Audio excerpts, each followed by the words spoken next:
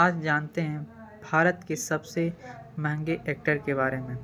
बॉलीवुड से लेकर साउथ तक में एक्टिंग का लोहा मानने वाले एक्टर रजनीकांत आज किसी पहचान के मोहताज नहीं हैं।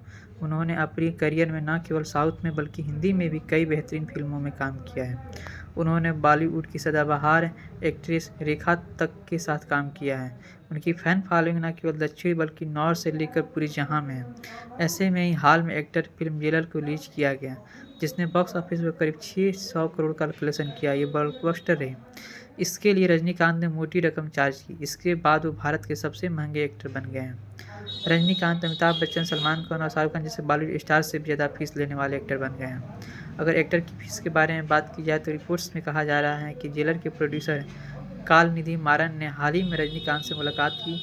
उन्होंने इस फिल्म की मुलाकात के दौरान फिल्म का प्रॉफिट शेयरिंग चेक सौंपा। इस बात की जानकारी फिल्म के ट्रेड एनालिस्ट मनोवाला विजय बालन ने सोशल मीडिया पर कलानिधि मारन और रजनीकांत की तस्वीर शेयर करके जानकारी दी। बताया जा रहा है कि इस फिल्म में प्रॉफिट शेयर के साथ 100 करोड़ और इससे पहले ही रजनीकांत ने 110 करोड़ रुपए बतौर फिल्म की फीस ले चुके हैं। इसलिए उन्हें जेलर के लिए 210 करोड़ रुपए फीस मिल चुकी है।